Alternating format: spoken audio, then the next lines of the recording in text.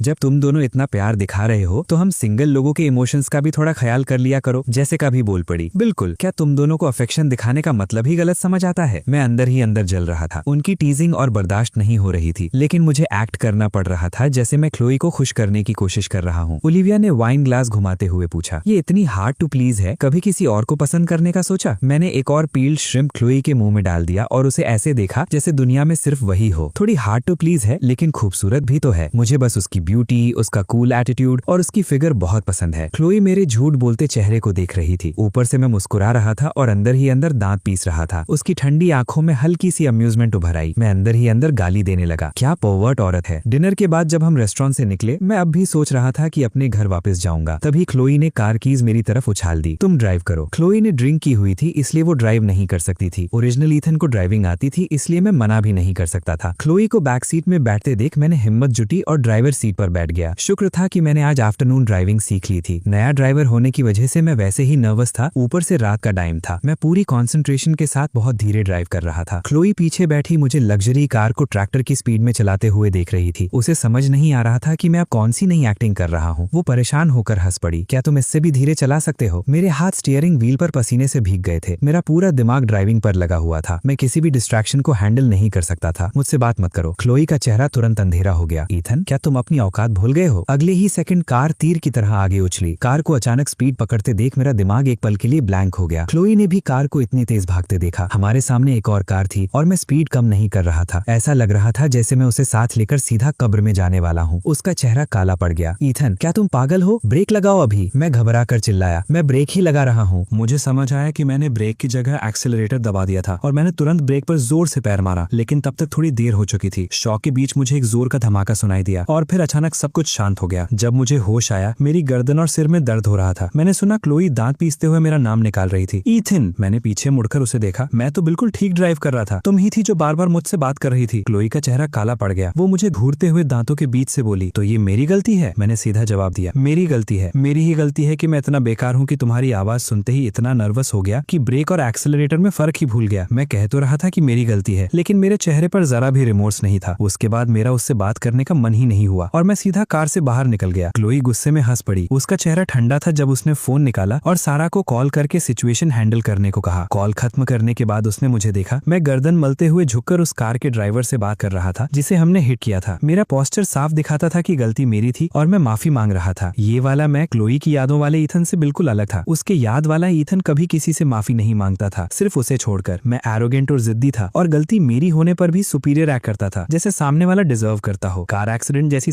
Situation में मैं तो कार से उतरता भी नहीं, बस किसी को कॉल करता और सब हैंडल करने को कह देता। मुझे इस बात से कोई मतलब नहीं होता कि सामने वाला ठीक है या नहीं। मैंने कंसर्न के साथ पूछा, आप ठीक हैं? वो औरत कार से बाहर निकली और अपनी गर्दन मलने लगी। उसके फेयर और परफेक्ट चेहरे पर फोरहेड के पास एक निशान पड़ गया था। जब मैंने उसका चेहरा साफ देखा तो मुझे बहुत गिल्ट फील हुआ और मैं और भी ज्यादा माफी मांगने लगा। वो लियो की रिसेंटली रिलीज हुई एंग्स्टी टीन मूवी की फीमेल लीड थी, इजाबेला वैंस। बुक में उसका जिक्र तब आया था जब वो लियो के साथ को स्टार कर रही थी। उसे एक फॉर्मर चाइल्ड स्टार और अब की फेमस एक्ट्रेस के रूप में डिस्क्राइब किया गया था। लियो के फैंस तो खुशी से पागल हो गए थे जब उसे पहली मूवी में उसके साथ काम करने का मौका मिला था। दोनों की ऑन स्क्रीन पेयरिंग इंटरनेट पर बहुत हिट हुई थी। लेकिन उसी साल ओरिजिनल ईथन की डेथ से पहले इजाबेला भी मर गई थी और एक लंबी सुसाइड नोट छोड़ गई थी। वो एक सनी और चीयरफुल लड़की थी जो हमेशा मुस्कुराती रहती थी, लेकिन उसके पीछे दो पैरासिटिक पेरेंट्स थे। उन्होंने उसके सपनों के पंख काट दिए थे, उसकी सेल्फ आइडेंटिटी खत्म कर दी थी और उसे सिर्फ पैसे कमाने का टूल समझा था। उन्हें उसकी फीलिंग्स की कभी परवाह नहीं थी। लॉन्ग टर्म डिप्रेशन से जूझते हुए उसे उसके पेरेंट्स ने इंडस्ट्री के एक पावरफुल आदमी को एंटरटेन करने के लिए मजबूर किया, जिसे वो मना नहीं कर सकते थे। ये उसके लिए आखिरी झटका था और उसने अपनी लाइफ खत्म करने का डिसीजन ले लिया। जब मैंने बुक पढ़ी थी मुझे लगा था कि वो मेरी ही रिफ्लेक्शन है और मैंने उसके लिए बहुत आंसू बहाए थे। इजाबेला वैंस ने अपनी प्यारी कार की तरफ देखा, फिर मेरी तरफ, और उसकी आंखों में हल्की ही अम्यूजमेंट आ गई। तो इसे कहते हैं गाड़ी में बैठे बैठे मुसीबत आसमान से गिरना। वो रेड लाइट पर रुककर वेट कर रही थी जब हम उससे टकरा गए थे। मैंने खुद को संभाला और उसकी तरफ देखा। मेरी आंखों में अभी भी वो दर्द था जो पूरी तरह गया नहीं था। मुझे बहुत अफसोस है। कार रिपेयर का खर्चा मैं दूंगा और मेडिकल चेकअप और इमोशनल डिस्ट्रेस के लिए भी कॉम्पेंसेशन दूंगा। अक्सर लोग उसे देखकर चीखते या स्टार स्ट्रक हो जाते थे, लेकिन ये पहली बार था जब किसी ने उसे ऐसी नजर से देखा था जैसे उसकी ग्लैमरस इमेज के पीछे छुपी उदासी को भी देख सकता हो। वो अभी भी थोड़ी कंफ्यूज थी जब मैंने फोन निकाला। क्या आप अपना कॉन्टैक्ट दे सकती हैं? कॉम्पेंसेशन या बाकी चीजों के लिए कॉन्टैक्ट में रहना आसान होगा। इजाबेला को ना कार की परवाह थी ना कॉम्पेंसेशन की, लेकिन मेरी पहले वाली नजर की वजह से वो मना नहीं कर पाई। उसने मेरा फोन लिया, अपना नंबर सेव किया, अपने फोन पर एक मिस्ड कॉल दी और फोन मुझे वापस कर दिया। फिर उसने पूछा, तुम मुझे पहचानते नहीं हो? मैंने फोन वापस रख लिया। मेरे होठों पर हल्की सी मुस्कान थी। फेमस स्टार इजाबेला वैंस को कैसे नहीं पहचानूंगा? मैं आपका बहुत बड़ा फैन हूँ। क्या मुझे एक ऑटोग्राफ मिल सकता है? इजाबेला ने मुझे शक भरी नजर से देखा। जब मैंने उसे पहली बार देखा था तब मेरे चेहरे पर किसी आइडल को देखने वाली एक्साइटमेंट नहीं थी। उसे हेजिटेट करते देख मैं एक कदम आगे बढ़ा और उसे हक कर लिया। अगर ऑटोग्राफ नहीं देना चाहती तो एक हग ही दे दो। इजाबेला वहीं खड़ी रह गई, पूरी तरह स्टंट। ये उसके फैंस वाले एक्साइटेड हग्स जैसा नहीं था। मैं उसे चुपचाप पकड़े हुआ था, जैसे कुछ कन्फेस कर रहा हूँ या शायद उसे तसल्ली दे रहा हूँ। तुम सच में बहुत आउटस्टैंडिंग हो। तुम्हारी एक्सीलेंस ने बहुत लोगों को सेटबैक्स का सामना करने की हिम्मत दी है और आगे बढ़ने की मोटिवेशन भी। मुझे उम्मीद है कि एक दिन हम भी तुम्हें करेज दे पाएंगे और तुम्हारे सफर में तुम्हारी स्ट्रेंथ बन पाएंगे। कार के अंदर से क्लोई ये सब देख रही थी। उसकी नजर में कार एक्सीडेंट हैंडल करते करते मैं किसी और औरत को पटा रहा था। उसका चेहरा और काला हो गया। वो कार से उतरी और सीधा मुझे इजाबेला की बाहों से खींच लिया। तभी सारा भी दौड़ती हुई आ गई। क्लोई ने उससे कार कीज ली और मुझे खींच कर ले गई। इजाबेला वहीं खड़ी मुझे देखती रही। मेरे वर्ड्स उसके दिमाग में गूंज रहे थे। मैं मुड़कर उसकी तरफ मुस्कुराया और हाथ हिला दिया। मेरी मुस्कान स्प्रिंग के फूलों और समर ब्रीज जैसी थी, जैसे दुनिया की सारी खूबसूरत चीजें एक पेंटिंग में जम गई हों। क्लोई ने मुझे कार के साथ दबा दिया। उसका चेहरा बर्फ की तरह ठंडा था। मेरे सामने ही मुझे चीट कर रहे हो? तुम्हारी हिम्मत दिन ब दिन बढ़ती जा रही है। मैं उसके और करीब गया और पतले फैब्रिक के पार उसकी कमर पर उंगलियां फिराई। मेरी जिंदगी अब तुम्हारे हाथ में है। अगर तुम मुझे दूसरों को टच नहीं करने दोगी तो चाहे डिजायर हो, हिम्मत तो बिल्कुल नहीं होगी। अभी तो मैं सिर्फ ये सोच रहा हूँ कि तुम्हें कैसे खुश करूँ। कैसा रहेगा अगर आज रात तुम्हारा बेड वार्म कर दूं? मैं और करीब जाने लगा और बिल्कुल मेरी एक्सपेक्टेशन के मुताबिक अगले ही सेकंड क्लोई फिर से पूरी तरह डिस्गस्ट हो गई। अंधेरा चेहरा लिए उसने कार का डोर खोला और मुझे अंदर ढकेल दिया। जो औरत मुझे टच तक नहीं कर सकती थी वो मुझे और किस बात से थ्रेटन करती। अचानक मुझे काफी रिलीफ फील हुआ। रास्ते में मेरी मदर का कॉल आ गया। इतनी रात हो गई, तुम अभी तक घर क्यों नहीं आए? मैं उन्हें परेशान नहीं करना चाहता था, लेकिन अब जब डिवोर्स नहीं हो रहा था और क्लोई मुझे थ्रेटन कर रही थी तो मैं रोज घर में भी नहीं रह सकता था। मुझे झूठ बोलना पड़ा। मैं आज रात घर नहीं आऊंगा। क्लोई ने मुझसे माफी मांग ली है और मैंने डिसाइड किया है कि उसे एक और चांस दूंगा। ड्राइवर सीट में बैठी क्लोई ने रियर व्यू मिरर से मुझे देखा और गुस्से में नाक से हंसी निकाली। मेरी मदर को वैसे भी इसी रिजल्ट की उम्मीद थी, इसलिए वो ज्यादा सरप्राइज नहीं हुई, बस थोड़ी डिसअपॉइंटेड लगी। तो फिर कल उसे डिनर के लिए घर ले आना। मैंने ड्राइवर सीट में बैठी क्लोई की तरफ देखा और संभल कर जवाब दिया, ठीक है। मेरी मदर ने फिर याद दिलाया, अगर कुछ भी हो तो मुझे जरूर बताना। जल्दी सो जाना। मैंने सिर हिला दिया। हाँ, आप और डैड भी जल्दी सो जाना। लेट मत जागना और हमेशा मेरी टेंशन मत लेना। जैसे ही कॉल खत्म हुआ क्लोई की इरिटेटिंग आवाज सुनाई दी। मैंने तुमसे माफी मांगी। मैंने कैजुअली जवाब दिया, वो बस मेरे पेरेंट्स को हैंडल करने के लिए एक्सक्यूज था। तुम गलत कैसे हो सकती हो? गलती तो हमेशा मेरी ही होती है। मैंने सोचा था कि अगर मैं अनहैप्पी होते हुए भी उसे मनाने का एक्ट करूंगा तो उसे मुझे टॉर्चर करने का सेटिस्फैक्शन मिलेगा और मेरी लाइफ थोड़ी आसान हो जाएगी। लेकिन क्लोई और भी आगे बढ़ गई। मुझे याद है तुम फेसबुक पर लंबी लंबी पोस्ट लिखते थे। जब तुम्हें पता है कि तुम गलत हो तो आज रात एक पोस्ट लिखो, कम से कम 300 वर्ड्स। ओरिजिनल ओरिजिनल ईथन रोज ऐसी पोस्ट लिखता था और वो बिना पढ़े उन्हें ब्लॉक कर देती थी। अब जब मैं उससे प्यार नहीं करता था और सब डिलीट कर चुका था, वो मुझे फिर से वही करने पर मजबूर कर रही थी। सच में एक डोमिनेटिंग सीईओ नॉवल की प्रोटैगनिस्ट बिना थोड़ी सी परवर्ट हुए बन ही नहीं सकती। मैं मुस्कुराकर मान गया, घर पहुंचकर लिख दूंगा। घर लौटने के बाद मैं सीधा अपने रूम में गया और नोआ को मैसेज भेजा, नोआ, क्लार्क कॉर्पोरेशन को गिराने के चांसेस कितने हैं या फिर उसे अक्वायर करने के लिए कितना पैसा लगेगा। सिर्फ 2 सालों में क्लोई ने क्लार्क कॉर्पोरेशन को एरिया की नंबर 1 कंपनी बना दिया था। इसमें जरूर कुछ शेडी चीजें हुई होंगी, लेकिन वो प्रोटैगनिस्ट थी और उसके पास प्लॉट आर्मर था। बुक ने कभी उसकी कोई वीकनेस रिवील नहीं की थी जिसका मैं फायदा उठा सकता। अगर मुझे उसकी थ्रेट से आजादी चाहिए थी तो मुझे उससे ज्यादा पावरफुल बनना पड़ेगा। मैं नहीं मानता था कि एक ट्रांस माइग्रेटर होते हुए मैं उसे हरा नहीं सकता। मिलर इंडस्ट्रीज को बर्बाद करना तो दूर की बात है, मैं तो क्लार्क कॉर्पोरेशन को ही बर्बाद करने वाला था। मुझे चाहे और कुछ ना पता हो, लेकिन मैं मिलर इंडस्ट्रीज को हर तरह के प्रॉफिटेबल वेंचर्स में फर्स्ट मूवर एडवांटेज जरूर दे सकता था। नोआ ने मुझे वीडियो कॉल की, उसके चेहरे पर हल्की सी मुस्कान थी। तुम मुझसे इतना हेट करते हो? अगले ही सेकंड जब उसने देखा कि मैं अपने घर पर नहीं हूँ तो उसकी भौहें सिकुड़ गईं। तुम फिर से क्लार्क हाउस वापस चले गए। मैंने कुछ नहीं छुपाया और उसे क्लोई के वीडियो वाली थ्रेड के बारे में सब बता दिया। नोआ का एक्सप्रेशन तुरंत डार्क हो गया। कौन सा वीडियो? मुझे भेजो। मैंने उसे वीडियो फॉरवर्ड कर दिया और शांति से बोला, लगता है तुम लोगों को इन सब चीजों के बारे में पता नहीं था, है ना? नोआ काफी देर तक चुप रही। लगता था सच में उन्हें कुछ पता नहीं था। कंपनी के डेवलपमेंट के लिए क्लोई ने ये सब इश्यूज मेरे लिए प्राइवेटली हैंडल कर दिए थे और अब वही सब उसका लेवरेज बन गए थे। इसलिए मुझे उसे नीचे लाना होगा और अपने लिए भी कुछ लेवरेज ढूंढना होगा। मैंने स्क्रीन पर नजर डाली और कहा, मुझे याद है मिलर इंडस्ट्रीज की अपनी फिल्म और टेलीविजन प्रोडक्शन चेन भी है। हमारे साइंड आर्टिस्ट्स वाली फाइल मुझे भिजवा दो। नोआ कंफ्यूज हो गई। उसकी क्या जरूरत है? मैंने सीरियस एक्सप्रेशन के साथ समझाया, मैंने एक अच्छा मनी मेकिंग प्रोजेक्ट सोचा है। फोन पर एक्सप्लेन करना मुश्किल है, डिटेल्स कल बताऊंगा। मैं एक ऐसा आदमी था जो रेगुलर जॉब के साथ साइड में राइटिंग भी करता था। रिसेंटली मैं शॉर्ट ड्रामा इंडस्ट्री के बारे में काफी पढ़ रहा था। कुछ शॉर्ट ड्रामास जिनका बजट सिर्फ कुछ मिलियन होता था, वो डेली यूजर पेमेंट्स में 100 मिलियन से ज्यादा कमा रहे थे और हंड्रेड्स ऑफ मिलियंस के बजट वाली बड़ी प्रोडक्शंस को पीछे छोड़ देते थे। सबसे बड़ी बात, शॉर्ट ड्रामास बहुत जल्दी शूट हो जाते थे। 1 महीने में कई ड्रामास कंप्लीट किए जा सकते थे। इनका असली सेलिंग पॉइंट सिर्फ हैंडसम मेल लीड और ब्यूटीफुल फीमेल लीड्स होते थे। एक्टिंग एवरेज होती थी और प्लॉट भी ऐसा जो ज्यादा लॉजिक पर खड़ा नहीं रहता था, लेकिन लोग देखना बहुत पसंद करते थे। कमेंट सेक्शंस में लोग उनका मजाक उड़ाते रहते थे और साथ ही डेस्परेटली सीक्वल भी मांगते रहते थे। शॉर्ट वीडियो एक्सप्लोजन के इस एरा में शॉर्ट ड्रामास एक जबरदस्त कैश काउ थे। इस नॉवल की दुनिया में शॉर्ट वीडियोस अभी अभी पॉपुलर होना शुरू हुए थे, लेकिन शॉर्ट ड्रामास का ट्रेंड अभी तक आया ही नहीं था। एंटरटेनमेंट इंडस्ट्री की सारी फिल्म और टीवी कंटेंट अभी ट्रेडिशनल स्टाइल की थी। रीबर्थ, ट्रांसमाइग्रेशन और पावर फैंटेसी जैसे कॉन्सेप्ट्स यहाँ एग्जिस्ट ही नहीं करते थे। अगर मैं उन सब हिट शॉर्ट ड्रामास को रिक्रिएट करके रिलीज कर दूं जो मैंने देखे थे, तो बाकी लोग ट्रेंड को कैचअप भी नहीं कर पाएंगे। कॉल खत्म करने के बाद मैंने शावर लिया और ईमेल में आई डेटा फाइल ओपन की। कंप्यूटर पर देखने पर पता चला कि कंपनी ने रिसेंटली नए टैलेंट्स का एक बैच साइन किया था। मैंने डिसाइड किया कि जल्द ही कंपनी विजिट करूंगा। फिलहाल मुझे उन हिट ड्रामास की स्क्रिप्ट्स लिखनी थी। इस डेंजर से जितनी जल्दी निकल सकता था उतना अच्छा था, इसलिए मैं तुरंत काम में लग गया। मैं स्क्रिप्ट लिख ही रहा था कि क्लोई का मैसेज आ गया। 300 वर्ड्स लिखना इतना मुश्किल है क्या इसे 500 कर दूं? मैंने टाइम देखा, काफी रात हो चुकी थी। ये पागल औरत खुद नहीं सो रही थी और अब भी मेरी एस्से के बारे में सोच रही थी। सच में बीमार थी। मुझे लगा शायद मैंने उसे इनफ डिस्गस्ट फील नहीं कराया। मैंने जल्दी से फेसबुक पर एक पोस्ट डाल दी जो सिर्फ उसके लिए विजिबल थी। मुझे लगता है मैं तुम्हारे बारे में ज्यादा से ज्यादा सोचने लगा हूँ, वरना इतनी रात को मैं तुम्हारे बारे में इमेजिन करते हुए नहीं बैठा होता। मैं सोचता हूँ तुम्हारी ठंडी मुस्कान वाकई उतनी ही खूबसूरत है जितनी मुझे लगती है या नहीं, और मैं सोचता हूँ कि जो इंसान हमेशा इतना गार्डेड रहता है उसके पीछे का असली रूप कैसा होगा। क्लोई ने एक्सपेक्ट नहीं किया था कि मैं इतना शेमलेस हो सकता हूँ और इतनी ओपनली अपने थॉट्स लिख दूंगा। उसका चेहरा पहले डार्क हुआ, फिर लाल हुआ और फिर दोबारा डार्क हुआ, लेकिन जल्दी ही उसे कुछ अजीब लगा। पहले जब भी मैं पोस्ट करता था मेरे सिकोफैंटिक पुराने क्लासमेट्स तुरंत लाइक्स और कमेंट्स करते थे। ये प्राइम स्क्रोलिंग टाइम था, लेकिन काफी देर गुजर गई और एक भी लाइक या कमेंट नहीं आया। क्लियरली मैंने ये पोस्ट सिर्फ उसे इरिटेट करने के लिए की थी। क्लोई ने रिप्लाई किया, बहुत अच्छा लिखा है, आज के बाद रोज एक लिखना। उस मैसेज को देखकर मैं पूरी रात स्क्रिप्ट्स लिखता रहा। मैंने 2 ड्रामास के ओपनिंग पार्ट्स कंप्लीट कर दिए। दोनों ही 300 एपिसोड्स वाले थे। जब काम खत्म हुआ तो सुबह के 5 बज चुके थे। मैं पूरी तरह थक गया था। मैंने फाइल्स एनक्रिप्ट करके सेव कर दी और सीधा बेड पर गिरकर सो गया।